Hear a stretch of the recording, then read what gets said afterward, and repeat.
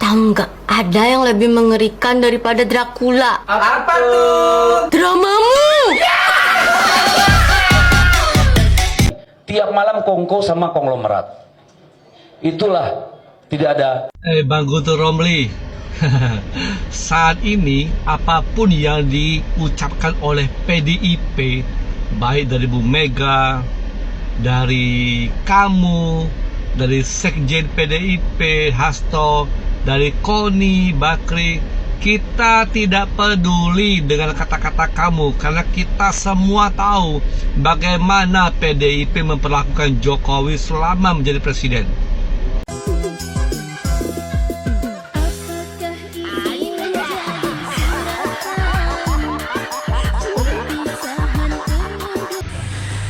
Saya punya cerita buat kalian semua. Jadi, ada momen yang sangat menarik sekali ketika si Rocky Gerung alias si RG mengucapkan selamat Hari Raya Idul Fitri ke Pak Prabowo. Dan nggak sampai di situ, dia juga sempat mengucapkan selamat Hari Raya Idul Fitri ke Pak Jokowi yang selama ini dia kritik habis-habisan. Nggak tahu kenapa dia tuh di Lebaran tahun ini dia mengucapkan ke Pak Jokowi. Nih videonya. Saya ucapkan selamat Idul Fitri pada Presiden Prabowo dan keluarga, pada Pak Jokowi dan keluarga, pada Pak Jokowi dan keluarga. Rame-rame kita ke UGM, datang rame-rame ke Joko Widodo di Solo, dan itu kita akan melakukan pada tanggal 15 April jam 13 jam 1 ke Rektorat UGM. Nanti tanggal 16-nya besoknya jam 10 kita akan ke Solo, langsung ke rumahnya Pak Jokowi. Ini surat ke UGM-nya, ke Bu Rektor. Sudah. Ini tanda bukti telah terkirimnya. Lengkap lah ya. Ini terbukti. Luar biasa, salut dan angkat topi ya kepada abang kita Dr. Rismon Hasiholan Sianipar, sarjana teknik elektro yang sudah memberikan kontribusi kepada bangsa ini dalam hal pembuktian ijazah palsu Joko Widodo yang tidak lain adalah upaya kami di mana kami telah melaksanakan hampir 3 jilid daripada atau sudah 3 jilid ya persidangan. Jawaban UGM terhadap apa yang beliau sampaikan ini sangat tidak layak ya atau abal-abal. Harusnya yang dilakukan adalah ketika mendengarkan ada hal tersebut, lakukan uji karbon di lembar pengesahannya. Itu kata tanah UGM itu tanah milik sultan, tapi biaya operasionalnya adalah biaya rakyat. Maka rakyat berhak tahu ya, se-Indonesia ini berhak tahu ya bahwa produk daripada UGM itu menghasilkan seorang presiden 2 periode ya, yang kita tahu banyak kontroversinya ya, banyak hal-hal yang dirusaknya. Luar biasa ini gitu. Ini parah.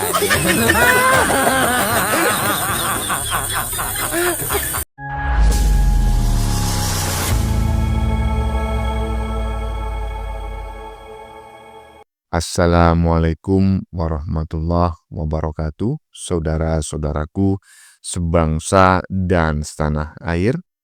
Dimanapun kalian berada, semoga kalian selalu dalam kondisi sehat walafiat. Berjumpa lagi dengan saya di Gaswal Update. Kami bukanlah buzzer pihak manapun, kami hanya menyajikan keputusan ada di tangan Anda.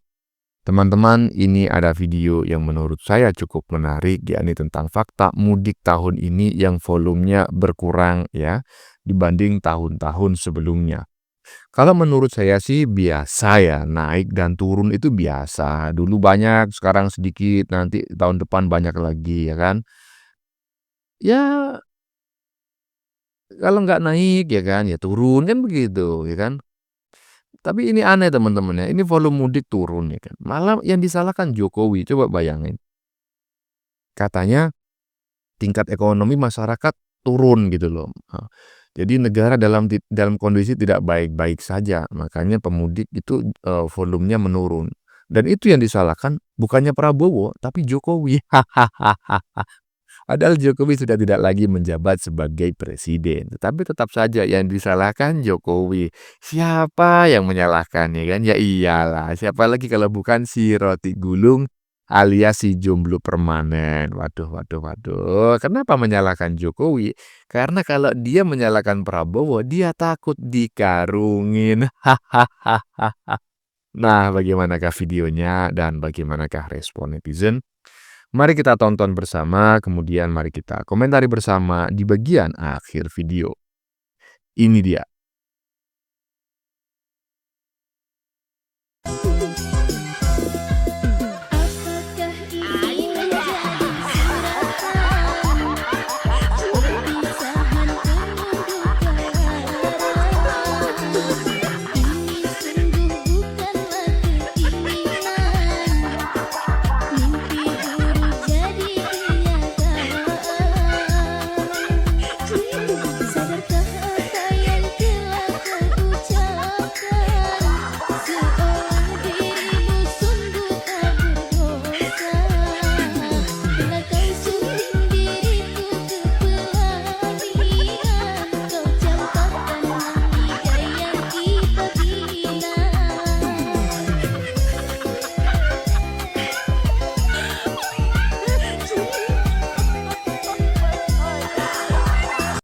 Roti Gulung kritik ada dosa Jokowi di balik turunnya jumlah pemudik 2025. Titik 2, buat apa jalan tol? Waduh. Bujang lapuk tidak pernah lepas dari ngata-ngatain Pak Jokowi. Ya iyalah, karena kalau ngatain Pak Jokowi itu nggak berisiko hukum bagi para pembenci itu, ya kan. Coba ngata-ngatain Pak Prabowo, langsung lo dikarungin, dibuang lo ke Israel sana, ya kan, pakai ganjel tank. 10 tahun Presiden Jokowi bermimpi besar, lalu dia wujudkan itu dalam bentuk infrastruktur.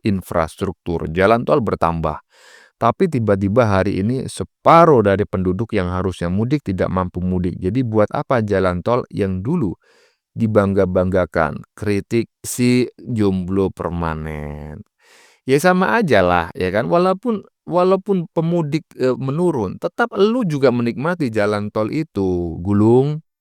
Kau ini. Udahlah ya, jomblo permanen, nggak usah banyak bacot kau itu ya. Lanjut. Ini parah nih. Nongkrong dulu nih guys di warung rakyat nih. Nih lihat nih itu di kampung. Saya punya cerita buat kalian semua. Jadi ada momen yang sangat menarik sekali ketika si Rocky Gerung alias si RG mengucapkan selamat Hari Raya Idul Fitri ke Pak Prabowo. Dan nggak sampai di situ, dia juga sempat mengucapkan selamat Hari Raya Idul Fitri ke Pak Jokowi yang selama ini dia kritik habis-habisan. Nggak tahu kenapa dia tuh di Lebaran tahun ini dia mengucapkan ke Pak Jokowi. Nih videonya. Di hari yang fitri ini, kami FNN, terutama saya dan Ners Beno, hendak mengucapkan selamat Hari Raya Idul Fitri. Kita bersihkan batin kita supaya ada cahaya di depan kita yang bisa menuntun kita untuk pergi pada masa depan. Saya ucapkan selamat Idul Fitri pada Presiden Prabowo dan keluarga, pada Pak Jokowi dan keluarga, pada Pak Jokowi dan keluarga, pada kabinet, dan semua mereka yang telah berupaya untuk merawat akal sehat. Kritik akan terus berlangsung, tetapi percayalah bahwa ini adalah hasil persahabatan warga negara. Kecenderungan ke arah masa depan harus dimulai dengan memperhatikan jebakan-jebakan masa kini. Saya kira sekali lagi FNN, Rocky Gerung, Hersubno Arif, dan tim mengucapkan selamat Hari Raya Idul Fitri. Assalamualaikum warahmatullahi wabarakatuh. Tuh kan. Kayaknya dia udah mau tobat nih. Dari pengamatan ya, saya sebagai seorang pengamat mikro ekspresi dan makro ekspresi jadi-jadian ya. Saya ulangi, sebagai pengamat jadi-jadian mikro dan makro ekspresi. Saya melihat ada ketakutan ya yang terpancar dari wajahnya si Roti Gulung ya. Kemungkinan besar Roti Gulung ini sudah mendapatkan semacam intimidasi dalam tanda kutip atau pengancaman ya. Kalau kamu terus-terusan menyerang Prabowo, jangan harap kau akan akan tenang, mungkin seperti itu ya, karena Mengkritik dengan menghina itu dua hal yang berbeda. Kalau mengkritik mungkin boleh, tetapi kalau menghina mungkin ya tidak boleh dilakukan lagi karena ini bukan zamannya Jokowi ya, ini zamannya Prabowo ya kan. Lu jual kata Prabowo, gue borong kontan gak pakai DP. Jadinya ini orang ketakutan dan ya semacam mencoba menjalin hubungan baik lah gitu ya. Dan tadi dia mengatakan ya kritik jalan terus. Loh iya, kritik siapa yang larang? Ini negara demokrasi. Yang tidak diperbolehkan itu adalah ya kan seolah-olah mengkritik ya padahal sebetulnya mencaci, memaki, menghina bahkan memfitnah. Itu yang tidak boleh dilakukan ya. Lanjut. Tahu nggak, ada yang lebih mengerikan daripada Dracula. Apa tuh? Dramamu! Hahaha. Dramamu, dramanya siapa? Drama Kebo. Aduh, Kebo, ya kan?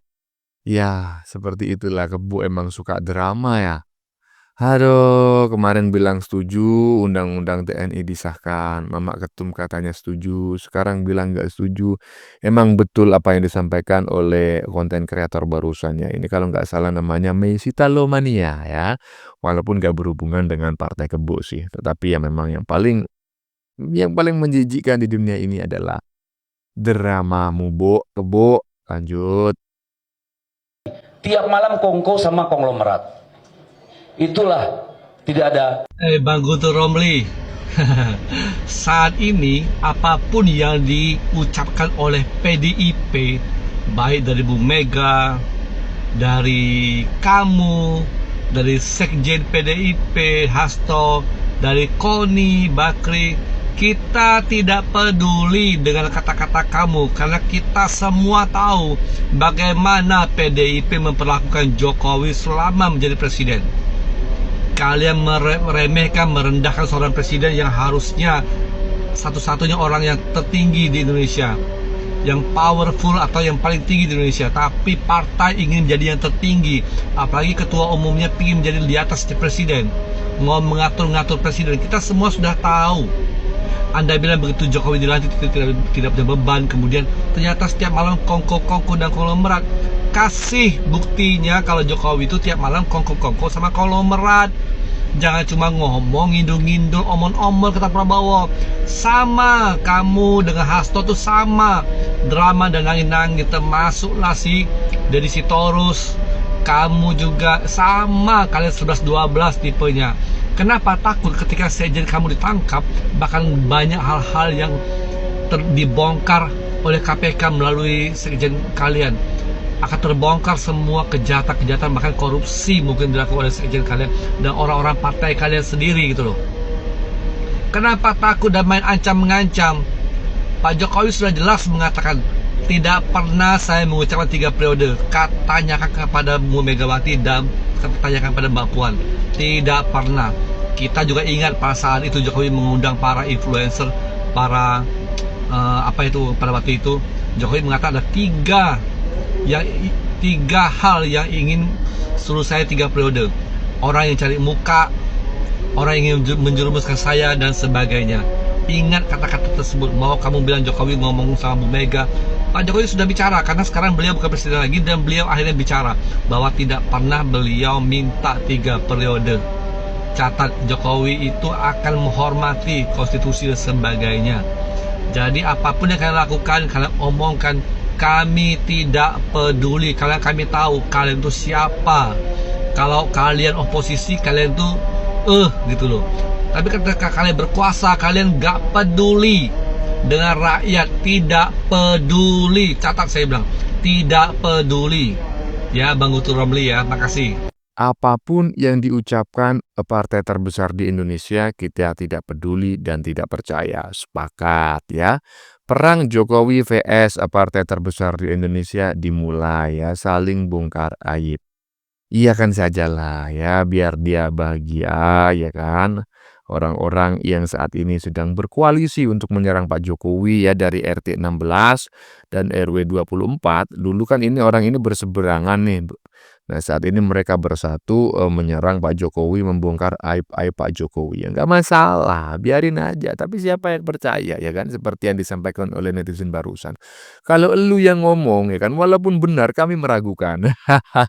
Kenapa demikian? Karena filsuf Yunani pernah mengatakan bahwa kejujuran setelah kebohongan itu selalu dipertanyakan ya, selalu diragukan. Nah, iyalah, sejujur apapun kalian, kalau itu datang atau hadir setelah kebohongan, kejujuran Anda itu akan diragukan ya.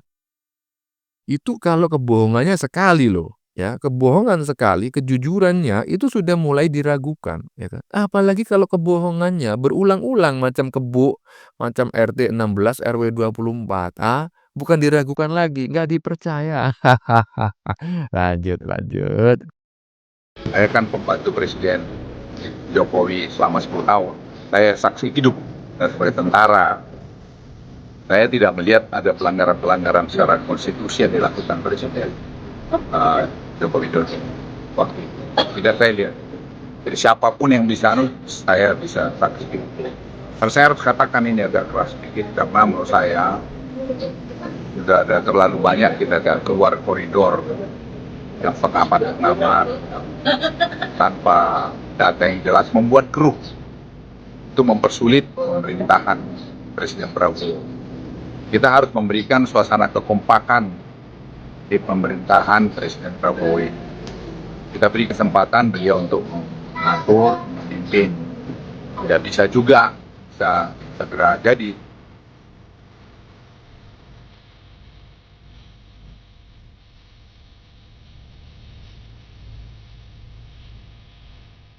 Udah Pung, sikat aja Pung, hajar Pung, ya iyalah. Opung ini kan saat ini juga masih jadi pejabat kan, masih digunakan di pemerintahan Prabowo. Udah Pung ya. Iyalah, saya sependapat dengan apa yang disampaikan oleh Opung Luhut ya, Binsar Panjaitan, bahwa Pak Jokowi itu nggak seperti yang kalian bayangkan ya, terutama yang dimaksud dengan kalian ini adalah kaum 16 dan 24. RT 16 dan RW 24 ya maksudnya ya. Jadi nggak seperti yang kalian bayangkan ya kan. Pak Jokowi itu nggak melanggar apapun seperti yang kalian tuduhkan, enggak. Iya kan? Iya Pung, dan itu menular loh Pung. Tuduhan-tuduhan seperti itu berbahaya sekali bagi bangsa dan negara ke depannya. Jadi memang harus segera ada tindakan lah dari pemerintah ya, pemerintah Prabowo, minimal ada maklumat gitu ya. Ultimatum gitu ya, bahwa mengkritik boleh tapi jangan macam-macam ya, menghina, mencaci, bahkan memfitnah gitu ya. Karena akan kami tindak tegas. Nah, gitu keren Pung ya kan? Iya Pung, udah itu si roti gulung, si tukang nyinyir ya, jomblo permanen itu sikat aja Pung ya. Lanjut. Ya iyalah, anaknya sukses semua. Orang Pak Jokowi mensejahterakan keluarganya kok. Terus salahnya di mana? Saya tanya, kalau Pak Jokowi mensejahterakan keluarganya dan ternyata keluarganya memang pantas disejahterakan dan mereka mampu secara SDM, mereka amanah, mereka bekerja dengan baik, salahnya di mana? Sebutkan satu saja tokoh di dunia, tidak hanya di Indonesia, yang anak-anaknya tidak ikut kiprahnya bapaknya. Seorang raja, anaknya juga diangkat menjadi putra mahkota. Di Indonesia saja, tokoh-tokoh politik sekelas Mbah Amin Rais, anak-anaknya juga aktif di politik, tinggal tapi nggak payu gitu loh. Bu Mega, Pak Zulkifli Hasan, terus kemudian Gus Dur, putra-putrinya juga aktif loh di organisasi, di politik. Cuman mungkin karena kodok kodar Allah itu tidak harus menjadi seorang pejabat publik, mereka sekedar aktif di beberapa kegiatan-kegiatan sosial kemasyarakatan. Tetapi kalau kemudian Pak Jokowi mensejahterakan keluarganya, salahnya di mana? Pak Jokowi tidak nepotisme, Pak Jokowi melewati prosedur. Jadi anak-anaknya itu ditata prosedural. Misalnya tadi dikatakan ya, secara konstitusi ya ada revisi aturan hukum. Semua dilakukan dengan baik karena Pak Jokowi itu orang pintar, orang cerdas. Terus salahnya di mana? Kiai-kiai saja bangun pondok yang terus anak-anak kok.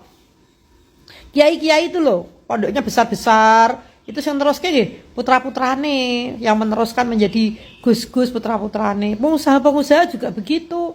Pengusaha-pengusaha itu punya usaha, punya pabrik, punya perusahaan besar, yang meneruskan juga anak-anaknya. Kalau memang mampu, kenapa tidak? Sehingga Pak Jokowi sadar bahwa anak itu adalah keturunan biologis juga keturunan ideologis. Kalau bisa meneruskan perjuangan-perjuangan Pak Jokowi, kenapa tidak? Nggak masalah. Toh rakyat yang memilih, bukan Pak Jokowi yang nunjuk kok. Rakyat yang memilih mencoblos dari seluruh Nusantara kok. Jangan picik cara berpikir. Bagi saya 7 turunan pun, kalau keturunan Pak Jokowi memang mampu dan layak kita pilih, dipilih nggak apa-apa. Yang penting prosedural. Ada tahapan-tahapan, proses-proses yang diikuti dan dilalui. Jadi nggak usah sirik, nggak usah dengki. Semua tokoh politik di Indonesia kepenginnya anaknya dimunculkan semua. Tinggal masyarakat mau memilih apa enggak. Karena hak sepenuhnya tertinggi adalah pilihan rakyat. Ya itu, ya kan salahnya di mana gitu loh. Jadi saya bukan seorang ahli branding image ya, saya bukan ahli, tetapi saya berpengalaman untuk melakukan branding image ya, karena saya juga hampir 10 tahun menjadi seorang editor di sebuah media, tahu sendirilah media itu tugasnya apa gitu kan ya. Selain menyampaikan informasi, kritik sosial, edukasi, dan juga branding image ya. Dan ya itu bukan rahasia lagi kan seperti itu. Nah, saya ingin mengatakan bahwa bagaimanapun kita membranding image gitu ya, bagaimanapun kita mensejahterakan, menempat-nempatkan seseorang gitu, memoles seseorang gitu ya. Kalau yang dipoles itu emang nggak bisa dipoles, nggak bisa. Contoh gini aja lah, contoh konkret ya. Di musim ake itu banyak sekali perajin ake ya. Batu sungai pun bisa disulap, bisa mengkilat ya kan. Seperti seolah-olah permata, dan itu bisa berharga mahal. Padahal itu sebetulnya hanya batu hitam di sungai yang tidak berharga kan seperti itu. Tetapi coba bayangkan ketika batu yang kita poles itu adalah batu ya dengan tingkat kepadatan yang rendah ya, atau dengan usia batunya itu muda gitu. Nggak bisa, kita poles bagaimanapun akan rontok gitu. Jadi nggak bisa mengkilap. Nah juga sama. Jika Pak Jokowi ini memoles anaknya, kemudian anaknya ini berhasil, ya berarti memang anaknya ini berkualitas seperti yang disampaikan oleh netizen barusan. Tapi coba bayangkan, SBY itu pernah juga memoles anaknya yang bernama Ibas. Masih ingat tentu teman-temannya. Ibas ini adalah salah satu pejabat di Partai Demokrat pada saat itu. Dan kelihatannya Pak SBY juga ingin ya kan melakukan regenerasi ya, menurunkan jabatannya itu kepada Ibas. Tapi apa yang terjadi? Ibas nggak bisa dipoles, bro. Yang bisa dipoles adalah AHY gitu loh. Jadi janganlah menyalahkan Jokowi, karena semua presiden itu ingin memoles anaknya, tapi anaknya bisa dipoles apa enggak ya kan. Ibu ketum juga sama ya toh. Iyalah, lanjut. Rame-rame kita ke UGM, datang rame-rame ke Joko Widodo di Solo, dan itu kita akan melakukan pada tanggal 15 April jam 13 jam 1 ke Rektorat UGM. Nanti tanggal 16-nya besoknya jam 10 kita akan ke Solo, langsung ke rumahnya Pak Jokowi. Ini surat ke UGM-nya, ke Bu Rektor, sudah. Ini tanda bukti telah terkirimnya, lengkap lah ya. Ini terbukti. Luar biasa, salut dan angkat topi ya kepada abang kita Dr. Rismon Hasiholan Sianipar, sarjana teknik elektro, yang sudah memberikan kontribusi kepada bangsa ini dalam hal pembuktian ijazah palsu Joko Widodo, yang tidak lain adalah upaya kami di mana kami telah melaksanakan hampir 3 jilid daripada, atau sudah 3 jilid ya persidangan. Jawaban UGM terhadap apa yang beliau sampaikan ini sangat tidak layak ya, atau abal-abal awal harusnya yang dilakukan adalah ketika mendengarkan ada hal tersebut, lakukan uji karbon di lembar pengesahannya. Itu kata tanah UGM itu tanah milik sultan, tapi biaya operasionalnya adalah biaya rakyat. Maka rakyat berhak tahu, ya, se-Indonesia ini berhak tahu, ya, bahwa produk daripada UGM itu menghasilkan seorang presiden 2 periode, ya, yang kita tahu banyak kontroversinya, ya, banyak hal-hal yang dirusaknya, luar biasa ini gitu. Ini parah. Coba deh kalian perhatiin, orangnya itu aja, ya kan? Kalau nggak si bapak tua itu, si nenek peot itu. Siapa lagi kalau bukan mereka, ya kan? Tiap yang menyangkut ijazah Pak Jokowi pasti aja dia. Nih saya kasih tahu ya, biasanya orang yang suka berkoar-koar, yang terlalu agresif menyerang orang lain, biasanya mereka ini sedang menutupi kekurangan yang ada pada diri mereka sendiri gitu. Coba kalau misalkan ijazah mereka, ya kan, kita periksa gitu, siapa tahu mereka ini nggak lulus sekolah tinggi. bisa aja mereka ini lulus SMA atau SMP, bahkan ada juga yang lulusan SD loh. Makanya saya bilang mereka ini sedang menutupi kekurangan yang ada pada diri mereka sendiri, makanya dia berkoar-koar gitu kan. Itu pertama. Yang kedua, ini saya senang sekali nih kalau mereka ini datang ke kampus UGM gitu kan, menanyakan ijazah Pak Jokowi. Nah itu saya senang sekali malahan. Kenapa begitu? Karena nanti kan ya mudah-mudahan aja pihak UGM menerima mereka, dan di situ nanti ada pembuktian gitu, ya kan. Nah, pihak kampus akan melihatkan arsip yang aslinya. Karena kan untuk yang ijazah aslinya itu pasti dipegang Pak Jokowi gitu kan. Nah tapi setiap kampus pasti mempunyai arsip ijazah alumninya, nggak mungkin nggak. Nah di situ liatin tuh ke mereka, liatin nomor seri segala macamnya, liatin ke mereka biar mereka melek gitu kan. Tapi nggak bisa sampai di situ aja, ya kan. Nah kalau udah terbukti ijazah Pak Jokowi asli, kita maunya pihak UGM ini menuntut balik pihak-pihak yang menuduh ijazah Pak Jokowi palsu ini. Nah mungkin dong, selama ini kan mereka tuh udah menjatuhkan nama baik kampus gitu dengan menuduh si kampus tersebut mengeluarkan ijazah palsu. Bahaya loh. Nah maunya pihak kampus akan menuntut balik ke pihak-pihak yang menuduh ini gitu, ya kan? Nah itu. Jadi untungnya buat kita kalau misalkan nanti pihak UGM ini memperlihatkan arsip ijazah Pak Jokowi itu ke mereka ini, supaya mereka ini tahu gitu kan. Nah setelah itu baru tuntut balik tuh mereka, penjarakan mereka, itu maunya. Nih tolong tandain ya muka-muka orang-orang ini nih, pihak UGM tandain. Jadi nanti mereka ini jangan sampai lepas. Kalau misalkan ijazah yang aslinya udah ditunjukin, arsipnya udah ditunjukin ke mereka ini, jangan sampai lepas nih orang-orang ini nih. Kandangin. Karena mereka ini udah mempermalukan salah satu universitas terbaik di Indonesia, yaitu UGM. Kan begitu. Masa sih sekelas UGM gitu kan mengeluarkan ijazah palsu? Duh, logika aja. Masya Allah. Ini kan tuduhan yang paling keji ini. Saya rasa ini tuduhan yang paling keji. Jadi sebagai konsekuensi dari perbuatan mereka, jebloskan mereka ini ke penjara. Itu maunya begitu. Jangan lepas begitu aja. Itu maunya. Biar dia tahu rasa, ya kan? Selama ini kayak yang benar aja nyerang-nyerang, nuduh sana pihak sini, kayak mereka aja yang benar gitu kan. Nah tolong lihatin kebenarannya ke mereka ini, supaya nanti kita serang balik mereka ini gitu kan. Yang saya heran nih, sebegitu ramenya ya isu ijazah palsu Pak Jokowi, tapi satu pun politisi PDIP yang selama ini gencar menyerang Pak Jokowi, satu pun nggak ada yang menyinggung ijazah palsu Pak Jokowi, nggak ada. Kenapa bisa begitu ya?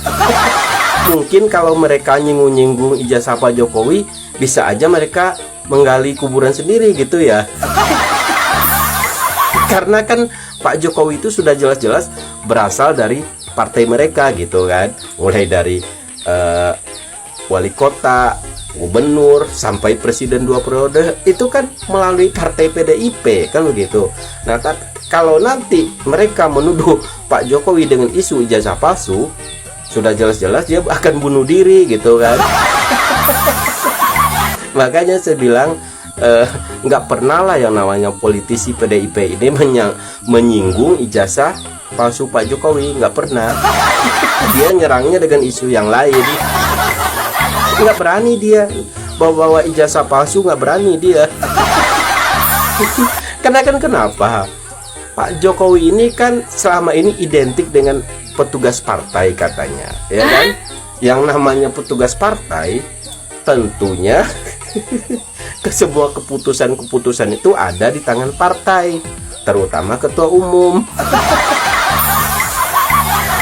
Jadi selama ini mulai dari pencalonan dia sebagai wali kota, pencalonan sebagai gubernur, bahkan sampai pencalonan sebagai presiden, itu kan dari partai, ya kan? Yang memutuskan ketua umum. Masa sih ketua umum nggak tahu gitu kan masalah ijazah, nggak sampai ke situ diselidikinya, masa sih? Kan nggak mungkin, ya kan? Makanya kalau politisi-politisi PDIP ini nimbrung ke isu ijazah palsu Pak Jokowi, ya kan? Nah, mereka udah pasti akan bunuh diri gitu. Coba kita lihat selama ini Hasto gimana nggak kerasnya menyerang Pak Jokowi. Deddy Sitorus begitu juga, Adiana Pitupulu sebelum Masinton Pasaribu jadi bupati juga luar biasa serangannya terhadap keluarga Pak Jokowi. Tapi yang namanya isu ijazah palsu Pak Jokowi itu nggak disinggung-singgung. Emang agak lain ini politisi. Ya, jadi mudah-mudahan, sekali lagi mudah-mudahan kita berharap kebenaran ini akan terus terungkap ya, siapa yang benar. Tapi saya yakin sekelas kampus UGM tidak akan pernah mengeluarkan ijazah palsu untuk alumninya, untuk mahasiswanya, nggak mungkin. Kita lihat nanti ya. Hahaha. Iya, saya curiganya juga begitu ya. Jadi saya menduga ini orang, ya kan. Kenapa orang ini begitu ngotot-ngotot gitu kan. Saya curiga ini orang juga nggak pernah sekolah gitu loh. Jadi merasa iri gitu kan. Ketika ada orang lain itu yang punya ijazah gitu. Misalnya saya nih kan cuma lulusan S1. Jujur aja ya, ketika saya punya teman lulusan S2 gitu kan, lulusan S3. Walaupun saya irinya kepada diri saya sendiri gitu loh. Kenapa ya saya kok nggak S2 gitu loh. Kayak kok nggak S3 ya. Jadi saya ngelihat teman itu ada rasa iri, tetapi bukan iri dengki loh ya. Iri bukan iri benci, bukan. Tetapi saya ngerasa saya seharusnya juga bisa loh seperti itu ya kan. Nah, kenapa sih saya nggak bisa seperti dia? Nah, gitu loh. Jadi saya sependapat dengan apa yang disampaikan oleh Mas Jimmy Swilo barusan ya. Jadi kemungkinan besar jika itu orangnya itu saja ya kan, yang mencaci maki Jokowi terkait ijazah, meragukan ijazahnya Jokowi, patut diduga sebetulnya orang-orang ini memiliki apa namanya, dendam secara pribadi kepada dirinya sendiri gitu loh. Mereka iri karena mereka mungkin lulusannya cuma ada yang SD, ya kan, SMP atau SMA. Saya nggak menghina loh ya, nggak menghina lulusan SD, SMP, SMA, enggak gitu loh. Ya kan, enggak gitu. Cuma kalau kelihatannya sih mereka seperti itu gitu, ya kan. Soalnya kebencian mereka ini nggak berdasar sama sekali loh, ya kan. Iyalah. Ya, ya teman-teman ya, sudah kita saksikan bersama beberapa video yang sudah kami sajikan. Tadi di bagian depan kita lihat bersama video tentang kedunguan para pembenci Jokowi dan Prabowo ya, yang menyebut bahwa undang-undang TNI akan benar-benar memosisikan TNI sebagai momok di negeri ini ya. Dan sekarang di kereta-kereta sudah muncul tulisan bahwa yang boleh membawa senjata hanya TNI dan Polri. Lah emang sejak dulu sudah ada tulisan itu, ha? Emang kalau TNI dan Polri aktif tidak diperbolehkan membawa senjata di dalam kereta, terus senjatanya dititipkan siapa kalau naik kereta? Satpam. Terus kalau naik kereta bawa apa? Pisang goreng. Aduh, kalau koplak jangan berlebihan lah ya. Oke, teman-teman ya. Bagaimana menurut kalian? Keputusan ada di tangan Anda. Silakan tulis di kolom komentar baik Anda yang setuju maupun yang tidak setuju dengan isi konten ini. Sebelumnya saya mohon maaf jika dalam penyajian konten ini ada kata-kata yang menyinggung ya. Kemudian kurang tepat penggunaannya atau ada data yang dianggap keliru atau salah. Saya memohon maaf yang sebesar-besarnya. Kita jumpa lagi di lain video. Salam NKRI.